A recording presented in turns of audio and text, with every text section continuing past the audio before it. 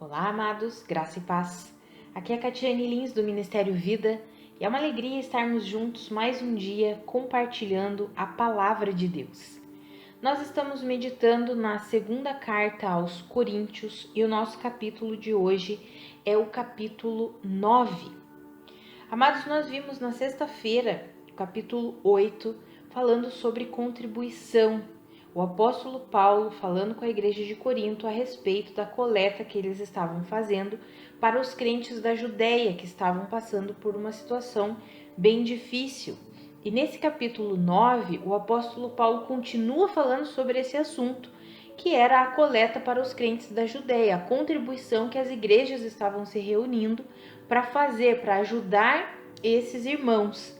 Então, no começo do capítulo 9, o apóstolo Paulo fala até que ele nem tem necessidade de escrever a esse respeito de assistência aos santos, porque ele reconhece a disposição que os irmãos de Corinto tinham para fazer isso. Eles já haviam feito no ano anterior e ele se orgulhava dos irmãos porque eles estavam realmente ofertando, ajudando os irmãos que estavam passando por necessidade.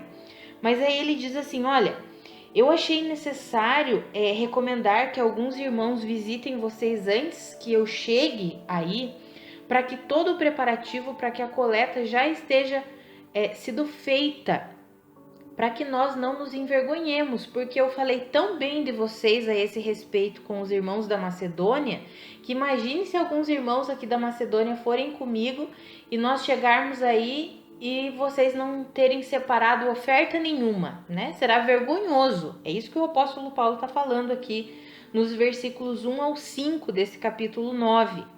Então ele diz, olha, já estou enviando alguns irmãos para que eles cuidem disso e vocês façam a coleta aí, se preparem para que nós não sejamos envergonhados, mas que tudo já esteja feito quando nós chegarmos aí para receber essa oferta que será destinada aos irmãos da Judéia que estão passando por necessidades.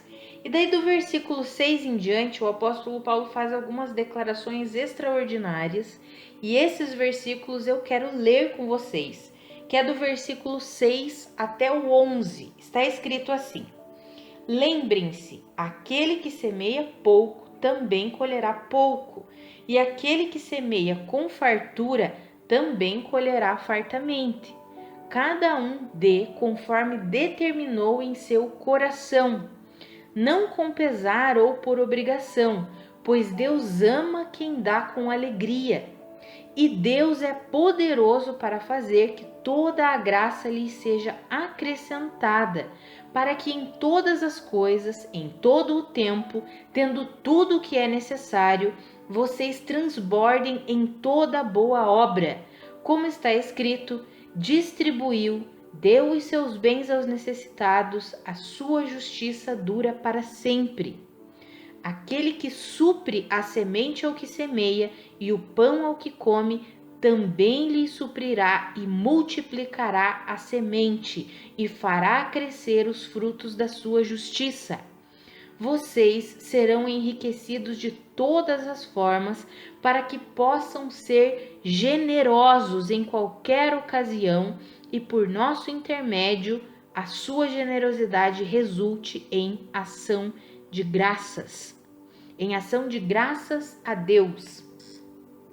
Amados, esse texto, esses versículos, nós podemos extrair muito aprendizado a respeito desse assunto e também podemos aplicar isso em muitas áreas, se não todas as áreas da nossa vida.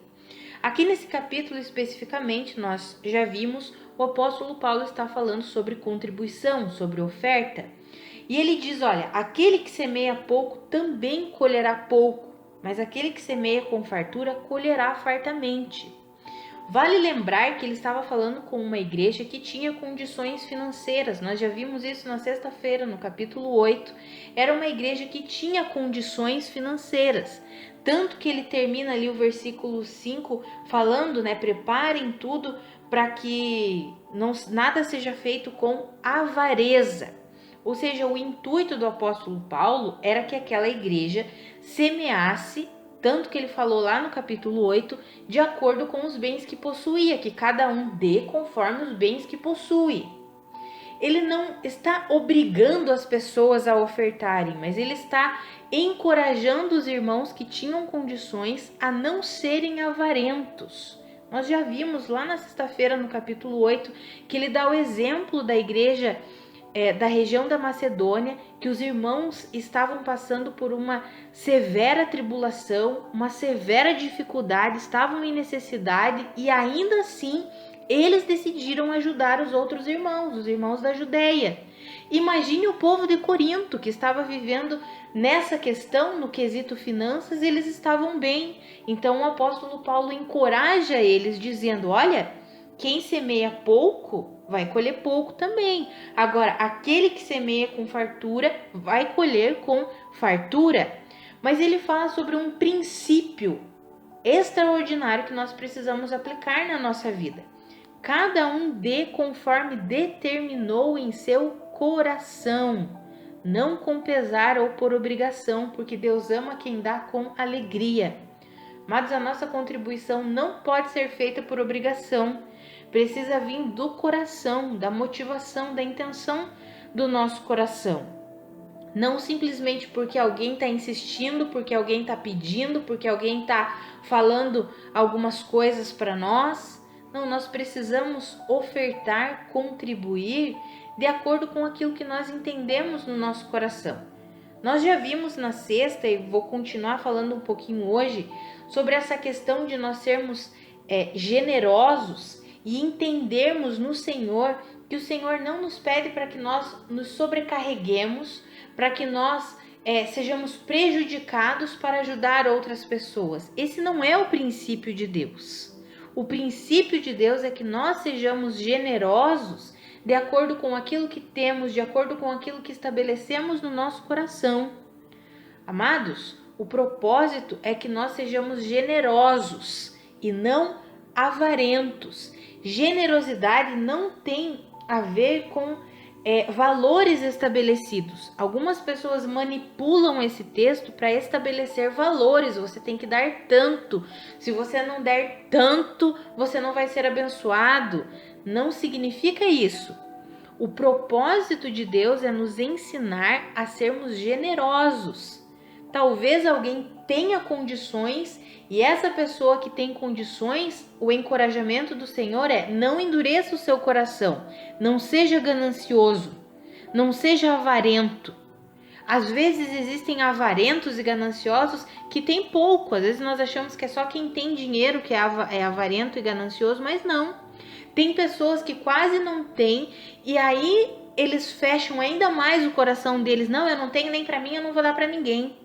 E nunca exerce de generosidade. É isso que a palavra de Deus nos confronta, amados. Que nós não podemos fechar o nosso coração a ponto de sermos gananciosos, a termos amor ao dinheiro. Porque o amor ao dinheiro não é só aquele que tem muito é que tem amor ao dinheiro. Muitos não têm quase nada de dinheiro, mas eles têm amor ao dinheiro. São gananciosos, são avarentos.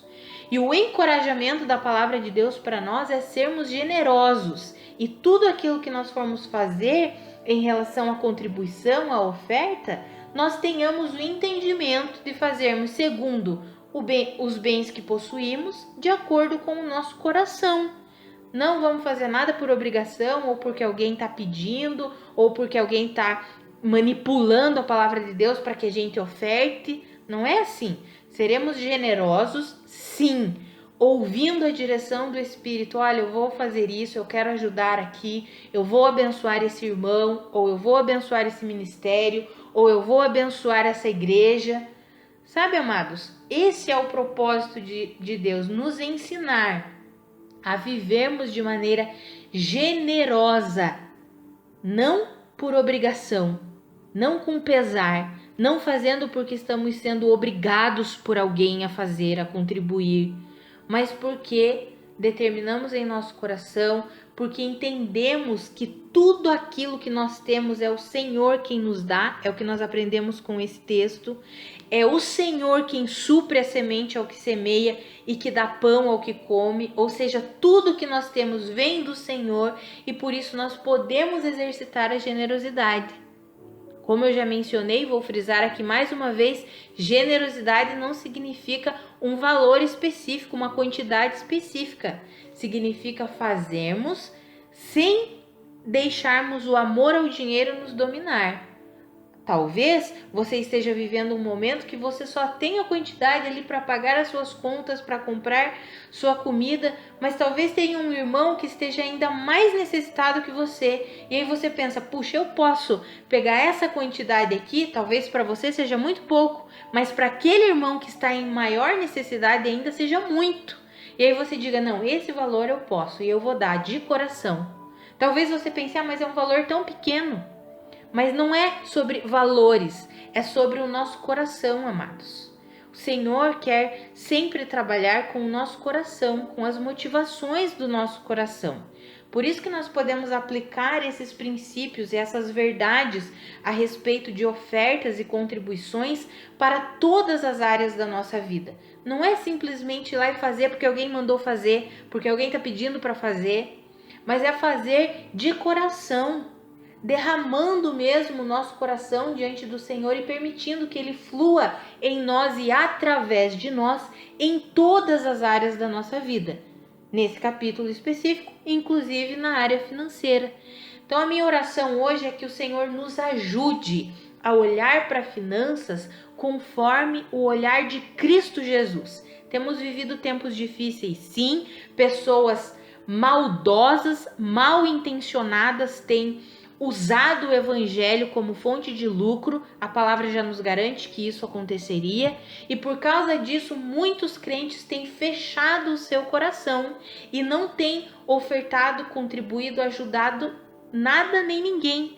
Então esse é o intuito, que nós não façamos isso. Deus quer nos ensinar a não fechar o nosso coração por causa dos mal intencionados, mas que nós sejamos generosos de coração, ouvindo a direção do Espírito Santo. Então a minha oração hoje é que nós aprendamos a ver finanças como o Senhor vê. Em nome de Jesus, vamos orar? Pai, muito obrigada pela tua palavra. Muito obrigada, Senhor, pelo teu ensinamento.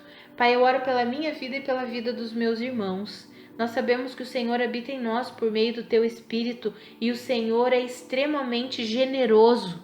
E nós queremos que a tua generosidade que habita em nós flua através de nós.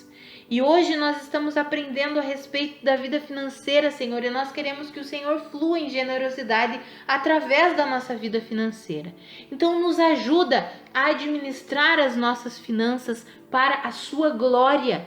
Pai, nos ajuda com a nossa vida financeira. Nós não queremos que o amor ao dinheiro invada o nosso coração. Não queremos fechar o nosso coração na ganância, na avareza. Pelo contrário, Pai, nós queremos sabedoria do Senhor para que administremos as nossas finanças para a sua glória, Pai. Em nome de Jesus, nos ajuda nisso, Senhor. Em nome de Jesus. Amados, que a graça e a paz de Cristo sejam multiplicadas sobre a sua vida. Um grande abraço e até amanhã.